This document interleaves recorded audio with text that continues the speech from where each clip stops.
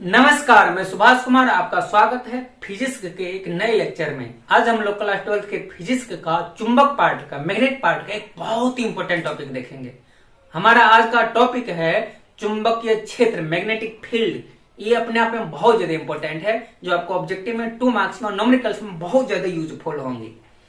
तो चलिए हम लोग शुरू करते हैं बिना किसी टाइम वेस्टिंग के। चुंबकीय क्षेत्र, चुंबकीय क्षेत्र क्या है? What is magnetic field? हम लोग इस चीज को समझेंगे। मैग्नेटिक फील्ड क्या है, चुंबकीय क्षेत्र क्या है। तो हम लोगों ने विद्युत क्षेत्र को पढ़ लिया था, समझ लिया था, सीख लिया था। विद्युत क्षेत्र आपको याद है ना? यदि आपको विद्युत क्षेत्र आता है, विद्युत क्षेत्र याद है, तो ये चीजें आप आसानी से समझ लोगे। यदि आपको विद्युत क्षेत्र नहीं आता है तो हमारे चैनल पर जाकर के आप उस वीडियो को ढूंढ करके देखिए। यदि हो सके तो मैं डिस्क्रिप्शन में भी लिंक डाल दूंगा। तो फिलहाल देखते हैं इस चीज को। तो पहले विद्युत क्षेत्र को याद कीजिए आप। हम लोग विद्युत क्षेत्र में क्या करते थे कि किसी प्लस क्यू आवेश को रखते थे, इसके चारों तरफ एक क्षेत्र बन जाता था। इस क्षेत्र को कह देते थे विद्युत क्षेत्र। क्लियर है ना? तो वही उसी प्रकार से होती है हमारी चुंबकीय क्षेत्र भी। इसीलिए आपको विद्युत क्षेत्र याद रखना थोड़ी सी जरूरी था। यदि आपको विद्युत क्षेत्र आता, एक मिनट, ये कहां से भाग गया? हाँ, यदि आपको विद्युत क्षेत्र आता है तो चुंबकीय क्षेत्र भी आप आसानी से समझ लोगे। तो विद्युत क्षेत्र में यदि शॉर्टकट में देखें तो था एक बिंदु आवेश को हम लोग रख दिए, उसके चारों तरफ एक क्षेत्र बन जाता था। इसी क्षेत्र को कह देते थे विद्युत क्षेत्र। बिल्कुल वही चीज होगा चुंबकीय क्षेत्र में भी। तो यहाँ डायग्राम दिख रहा है। डायग्राम में हम लोगों ने क्या किया है, एक छड़ चुंबक को रख दिया है। ये एक छड़ चुंबक है। एन एस, एन का मतलब नॉर्थ, एस का मतलब साउथ। ये दक्षिणी, ये है हमारा उत्तरी ध्रुव और ये दक्षिणी ध्रुव। क्लियर है ना? अब जैसे ही इस चुंबक को रखेंगे, जैसे ही इस चुंबक को हम लोग रखेंगे हवा में या निर्वात में, तो ये अपने चारों तरफ एक क्षेत्र बना लेगा। क्लियर है ना? जैसे ही चुंबक को रखेंगे, जैसे कि आवेश में था, सेम टू सेम वही चीज। इस आवेश के चारों तरफ एक क्षेत्र बन जाता था, जिसमें कि किसी आवेश को लाने पर आपस में बल का अनुभव करता था। बिल्कुल वही इसमें भी होगा। बिल्कुल वही चीजें होंगी इसमें भी। जैसे ही हम लोग इस चुंबक को रखेंगे तो इस चुंबक के चारों तरफ एक ऐसा फील्ड बन जाएगा, जिसमें कि किसी अन्य आवेश नहीं, अब की बार चुंबकीय ध्रुव चुंबक को लाने पर वो बल का एहसास करेगा। अब की बार बल कैसा होगा? तो बल होगा चुंबकीय बल। क्लियर है ना? इसे चुंबक के चारों तरफ का वह क्षेत्र, नहीं डिफरेंस याद नहीं करेंगे, पहले कॉन्सेप्ट समझते हैं। यदि जैसे ही कोई चुंबक आया तो दिमाग कल्पना करो ना, मान लो कि एक चुंबक है एस एन, ये चुंबक है। तो इसकी यदि यहां पर दूसरा चुंबक लाते हैं तो ये आकर्षित या प्रतिकर्षित कर लेता है। यहां लाते तो भी कर लेता है, यहां लाते तो भी कर लेता है। लेकिन ध्यान देने वाली बात यह है कि जैसे इसका दूरी ऐसे बढ़ाते जाते हैं, इसका आकर्षण या प्रतिकर्षण करने की क्षमता कम होते जाती है। हम लोगों ने बचपन में एक प्रैक्टिकल किया था ना, चुंबक को यदि पास लाते थे तो वो खींच लेता था या दूर भगाता था। लेकिन जब दूर दूर जाकर के रख दो तो क्या होता था, उसमें आकर्षण या प्रतिकर्षण नहीं होता है। यदि ऐसा होता तो दुनिया के सारे चुंबक आपस में टच होकर के अभी एक बड़ा सा गोला बना लेता। अभी धरती पर बहुत सारा चुंबक रखा हुआ होगा, सब अपने अपने जगह पर, तो वो आपस में काहे नहीं कनेक्ट हो जाता है? कारण है कि सब कोई चुंबक एक दूसरे के चुंबकीय क्षेत्र से बाहर है। यानी कि चुंबक का एक लिमिट होता है कि वो दूसरे चुंबक पर कितना दूरी तक वो प्रभाव डालेगा, और कोई भी चुंबक दूसरे चुंबक पर जितना दूरी तक प्रभाव डालता है उसी को तो उसका चुंबकीय क्षेत्र कहते हैं। क्लियर है डेफिनेशन? तो कोई भी चुंबक होता है, ये अपने चारों तरफ एक क्षेत्र बना लेता है। यदि इसके अंदर में कोई चुंबक आए या चुंबकीय ध्रुव आए तो ही बल लगेगा, वरना इसके बाहर रहा तो नहीं। ये कहानी समझ में आनी चाहिए। किसी भी चुंबक के चारों तरफ एक स्थान बन जाता है, एक क्षेत्र बन जाता है, एक रीजन, एक फील्ड बन जाता है। किसी भी चुंबक के चारों तरफ एक निश्चित फील्ड बन जाता है, निश्चित यानी कि फिक्स्ड। उसके अंदर में कोई और चुंबक आया तो बल लगा, नहीं उसके बाहर है तो बल नहीं लगा। बस ये बात समझना है। किसी भी चुंबक के चारों तरफ में एक क्षेत्र बन जाता है, जिसके अंदर यदि दूसरे चुंबक को लाओ तो बल लगेगा, उस क्षेत्र के बाहर में कोई चुंबक आएगा तो बल नहीं लगेगा। यही डेफिनेशन है चुंबकीय क्षेत्र का। अब हम लोग डेफिनेशन को समझेंगे। डेफिनेशन में लिखा हुआ किसी चुंबक के चारों ओर का वह क्षेत्र, लिखा हुआ है ना, किसी चुंबक के चारों ओर का वह क्षेत्र जिसमें कोई चुंबकीय ध्रुव, हम लोग किसी चुंबकीय ध्रुव को लाकर के चेक करेंगे, तो जिसमें कोई चुंबकीय ध्रुव आकर्षण या प्रतिकर्षण बल का अनुभव करता है, चुंबकीय क्षेत्र कहलाता है। तो बस ये था डिफिनेशन इसका कि किसी भी चुंबक अपनी चारों तरफ एक क्षेत्र बना लेता है जिसमें दूसरे चुंबकीय ध्रुव को लाओ तो बल लगेगा। बल कैसा? दो ही प्रकार का, या तो आकर्षण या तो प्रतिकर्षण।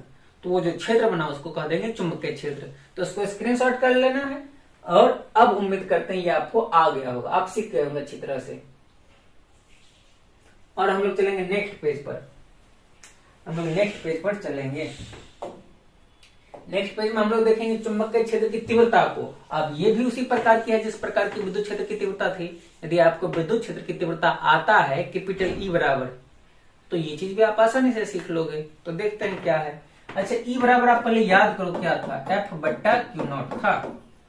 और ये जो एफ था ये था विद्युत क्षेत्र में किसी आवेश पर लगने वाले बल। ये क्यू नॉट क्या था? खुद में खुद परीक्षण ध्रुव था। और ये विद्युत क्षेत्र की तीव्रता। बिल्कुल इसी प्रकार का फॉर्मूला यहाँ भी दिख रहा है, लेकिन समझते हैं इस चीज को। हाँ, लेकिन आपके लिए एक रिकमेंडेशन है कि आप विद्युत क्षेत्र की तीव्रता को जरूर देख करके आओ इस वीडियो को देखने के लिए।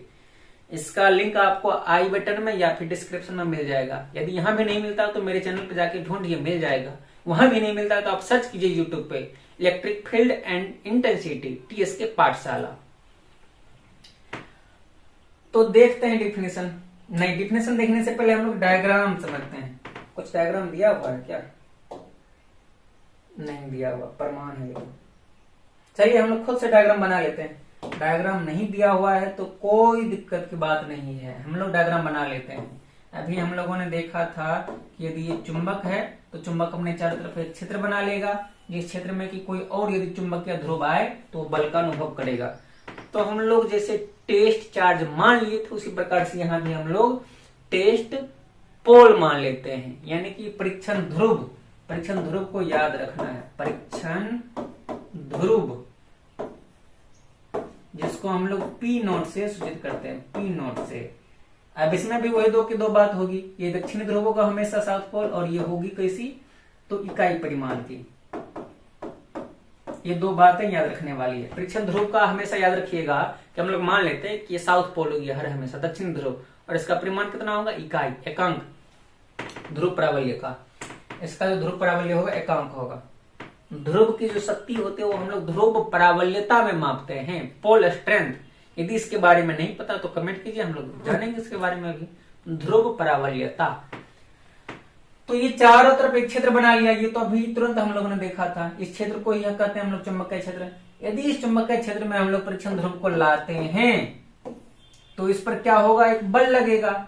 इधर देखो एन है, इधर ये एस है ना, ऐसा हम लोग माने थे। चलो फिर से लिख देता हूं, हाँ क्लियर यहीं पे। ये जो होगा ये एस पोल होगा, एस पोल, और इसका परिमाण क्या होगा? इकाई परिमाण होगा। इन चीजों को ध्यान में रखना है। तो अब ये एन पोल इस एस पोल को क्या करेगा? आकर्षित करेगा अपने ऊपर। तो इसके ऊपर क्या लगा? एक बल लगा, उस बल को मान लेते हैं एफ। और जिस चीज पर बल लग रहा है यानी कि स्वयं में परीक्षण ध्रुव पी नोट के अनुपात को, बट्टा को ही हम लोग कह देंगे विद्युत चुंबकीय क्षेत्र की तीव्रता। और यहाँ पर आपको फॉर्मूला दिख रही होंगी। बस इतना छोटी सी कहानी है। कहानी क्या है कि जब भी किसी चुंबकीय क्षेत्र में हम लोग परीक्षण ध्रुव को लाते हैं तो परीक्षण ध्रुव पर एक बल F लगता है। उस बल F और उस परीक्षण ध्रुव स्वयं के अनुपात को कह देते हैं चुंबकीय क्षेत्र की तीव्रता। डेफिनेशन याद हुई? चुंबकीय क्षेत्र की तीव्रता है किसी चुंबकीय क्षेत्र में किसी परीक्षण ध्रुव पर लगने वाले बल और उस परीक्षण ध्रुव स्वयं के अनुपात को चुंबकीय क्षेत्र की तीव्रता कहते हैं। अब डेफिनेशन देखते हैं। अब डेफिनेशन का हम लोगों को डेफिनेशन का बात भी समझ में आएगा। देखो, चुंबकीय क्षेत्र में किसी परीक्षण ध्रुव पर लगने वाले बल, ये जो F है, ये F है क्या? वही चीज तो है। ये जो F है ये है ही चुंबकीय क्षेत्र में परीक्षण ध्रुव पर लगने वाले बल। और ये P नॉट क्या है? परीक्षण ध्रुव है। और परीक्षण ध्रुव के अनुपात को चुंबकीय क्षेत्र की तीव्रता कहते हैं। फॉर्मूला देखो, कुछ नहीं समझ में आए तो डेफिनेशन में दिमाग लगाने की कोई जरूरत नहीं है। बस फॉर्मूला देखो और अपने दिमाग से डेफिनेशन को क्रिएट करो। फॉर्मूला में दिख रहा है कि F बल है, और ये बल कौन सा बल है? परीक्षण ध्रुव पर लगने वाले बल। और ये P नॉट तो स्वयं परीक्षण ध्रुव ही है। तो और ये बट्टा को हम लोग कहते हैं अनुपात। तो बन गया ना डेफिनेशन, F/P0 B के बराबर होता है, यही डिफिनेशन है। यदि आपको डिफिनेशन कुछ समझ में नहीं आता तो ऐसे बोलो ना कि F/P0 के अनुपात को B कहते हैं, लेकिन आपका थोड़ा सा नाम बोल दो हिंदी में कि परीक्षण ध्रुव पर लगने वाले बल, और P0 का भी नाम बोल दो, परीक्षण ध्रुव के अनुपात को क्या कह देंगे, चुंबकीय क्षेत्र की तीव्रता। ये डिफिनेशन क्लियर, इसका स्क्रीनशॉट कर लेना है। अच्छा, ये राशि कौन सी है, तो यहां से ही पता चल जाएगी। जो बल है, बल कौन सी राशि है, सदिश राशि है, तो ये भी हो जाएगी सदिश। एक भी सदिश राशि आया तो ये भी सदिश राशि हो जाएगा। और इसका संकेत, इसको किस चीज से सूचित करते हैं, चुंबकीय क्षेत्र की तीव्रता को ध्यान रखिएगा B से सूचित करते हैं। अच्छा, विद्युत क्षेत्र की तीव्रता को किस चीज से सूचित करते थे, E से, याद है ना, E बराबर F/Q0 हुआ करता था। तो चुंबकीय क्षेत्र की तीव्रता को B से सूचित करते हैं। इसका फॉर्मूला तो यहां से दिख रहा है, B बराबर F/P0, B बराबर F/P0। SI मात्रक, तो SI मात्रक यहां से निकाल लो। F मतलब बल, बल का SI मात्रक होता है न्यूटन, और नीचे में P0, P0 का परीक्षण ध्रुव, और परीक्षण ध्रुव का जो क्षमता होता है उसको कहते हैं ध्रुव परावल्यता। ध्रुव परावल्यता के बारे में हम लोग नेक्स्ट वीडियो में डिस्कस कर लेंगे। फिलहाल इसका SI मात्रक समझते हैं। ध्रुव परावल्यता का याद रखिएगा, SI मात्रक होता है एम्पियर मीटर, एम्पियर मीटर। तो इसका SI मात्रक हो गया न्यूटन/एम्पियर मीटर। लेकिन इसका एक और SI मात्रक है, इसका एक और SI मात्रक है जिसको हम लोग कहते हैं टेस्ला। ये एक बहुत ही महान साइंटिस्ट थे, निकोला टेस्ला। उन्हीं के सम्मान में, उन्हीं के नाम के आधार पर हम लोगों ने चुंबकीय क्षेत्र का SI मात्रक भी टेस्ला रख लिया। इसका SI मात्रक क्या हो गया, न्यूटन/एम्पियर मीटर। और टेस्ला ये भी चीज है, याद रखिएगा, न्यूटन/एम्पियर मीटर और टेस्ला, ये जो SI मात्रक है बहुत इंपॉर्टेंट है। ये कई सारे स्टेट बोर्ड में ऑब्जेक्टिव में आया हुआ है, तो क्लियर है ना, याद रखिएगा। बीमीय सूत्र, तो बीमीय सूत्र भी आराम से निकल जाएगा। कैसे, तो F बल का बीमा, MLT-2 ध्रुव परावल्यता का बीमा यहां से निकाल लीजिए, एम्पियर मीटर। एम्पियर मतलब विद्युत धारा, यानी कि इसका कैपिटल A, मीटर मतलब लंबाई L। तो क्या बन गया, MLT-2 हम लिख देते हैं कहीं पे, स्पेस तो छोटा पड़ रहा है, यहां लिख देता MLT-2, नीचे में एम्पियर मीटर, एम्पियर का A, मीटर का L। तो इसको सॉल्व कर लीजिएगा, आ जाएगा इसका बीमा। अच्छा, प्रूविंग, अब प्रूविंग करेंगे। तो प्रूविंग करने से पहले, प्रूविंग करने से पहले आपको इसका स्क्रीनशॉट कर लेना है, ताकि आप घर पर नोट्स बना सको और आपको ये चीजें आसानी से समझ में आ सके। अब हम लोग फॉर्मूला को प्रूफ करते हैं, फॉर्मूला प्रूफ करते हैं। फॉर्मूला प्रूविंग करने के लिए कुछ भी नहीं करना है, बस हम लोगों को इसको थोड़ा सा जूम कर ले। हाँ, अब क्लियर है, थोड़ी सी बड़ा हो गई। हम लोग अब इसमें फॉर्मूला को प्रूफ करेंगे। तो चलिए फॉर्मूला प्रूफ करने के लिए आगे बढ़ते हैं। हम लोगों ने B के बारे में अभी तुरंत पढ़ा था, हम लोगों ने B के बारे में अभी तुरंत पढ़ा था कि B बराबर होता है F/P0।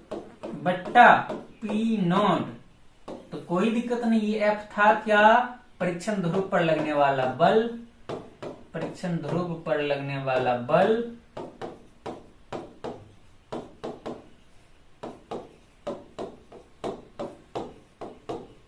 और ये P0 स्वयं ही था परीक्षण ध्रुव। तभी हम लोग परीक्षण ध्रुव पर लगने वाला बल निकाल लेंगे और उसको भाग लगा देंगे परीक्षण ध्रुव से। तो मान लेते हैं, मान लेते हैं हम लोग, मान लेते हैं कि यहां पर कोई एक चुंबक है, ये ऐसा इस प्रकार से।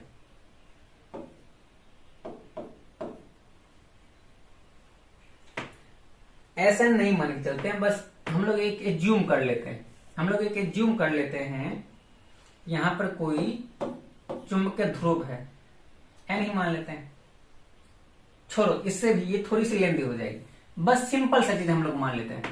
अभी हालांकि आप लोग में से बहुत सारे लोगों को ध्रुव परावल्य नहीं पता होगा, फिर भी हम लोग मान के चलो कि मान लेते हैं, मान लेते हैं कि यहाँ पर P ध्रुव परावल्य का कोई चुंबकीय ध्रुव है, ये सही रहेगा।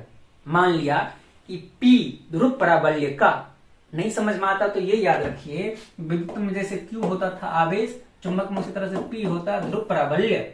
क्लियर है ना। तो P ध्रुव परावल्य का कोई चुंबकीय ध्रुव है यहाँ पे। अब इससे r दूरी पर हम लोगों को निकालना है चुंबकीय क्षेत्र की तीव्रता का मान। r दूरी पर मान लेते हैं ये O बिंदु पर था P ध्रुव परावल्य का कोई चुंबकीय ध्रुव। इससे r दूरी पर एक बिंदु है OA, जहां पर हम लोगों को निकालना है चुंबकीय क्षेत्र की तीव्रता का मान। तो उससे पहले हम लोग निकालेंगे इन दोनों के बीच में लगने वाले बल, और जैसे ही हम लोगों को यहाँ पे टेस्ट करना है, और टेस्ट करने के लिए किसको बुलाएंगे, टेस्ट पोल, परीक्षण ध्रुव को। तो मान लेते हैं यहाँ पे है P0। अब जब यहाँ P है, यहाँ P0 है, तो कूलम के नियम के ही जैसा चुंबक में भी एक नियम था, वो बल लग जाएगा दोनों में। तो क्या था फॉर्मूला, F बराबर फॉर्मूला था μ0 बट्टा 4 पाई, μ0 बट्टा 4 पाई, क्लियर है ना, μ0 बट्टे 4 पाई, और गुना में P1 की जगह पे P, P2 की जगह P0 बट्टा में R स्क्वायर। ये बिल्कुल कूलम के नियम के ही जैसा फॉर्मूला था, दो चुंबकीय ध्रुव के बीच लगने वाले बल का मान। अब जब हम लोगों को F पता चल गया तो उसमें भाग लगा देंगे P0 से, तो लगा दो भाग। F जब पता चल गया तो उसमें हम लोग P0 से भाग लगा देंगे। तो ये F क्या आया है हमारा, μ0 बट्टे 4 पाई गुना P0 बट्टा में R स्क्वायर। इसको हम लोग भाग लगाएंगे P0 से, क्या चीज निकालने के लिए, तो B निकालने के लिए। अब इस P0 के नीचे में कुछ भी नहीं है तो एक ले सकते हैं, जब इसको ऊपर भगाएंगे तो गुना में आ जाएगा। B बराबर हो गया μ0 बट्टा 4 पाई P0 बट्टा R स्क्वायर गुना ये वाला P0 बट्टा 1 है, ऊपर जाएगा तो बन जाएगा 1 बट्टा P0। अब ध्यान से देखिएगा, ये P0 आपस में कट जाएंगे, ये P0 आपस में कट जाएगा, और जो कुछ भी बच रहा है वही है हमारा फाइनल फॉर्मूला।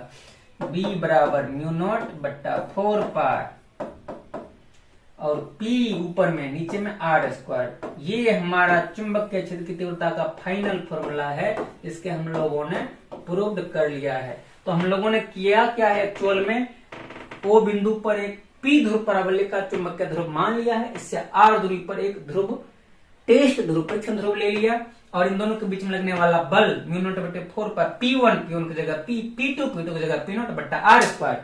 और जब F निकल गया तो इसमें हम लोगों ने भाग लगा दिया P0 से, तो फिर P0 आपस में कट करके जो कुछ भी बचा, यही हमारा फाइनल फॉर्मूला है। तो मुबारक हो, आपने चुंबकीय क्षेत्र की तीव्रता का फॉर्मूला प्रूव करना सीख लिया है। तो आपको इस फॉर्मूला को याद रखना है और इसका प्रूविंग भी याद रखना है। तो पहले तो इसका स्क्रीनशॉट कर लेना है।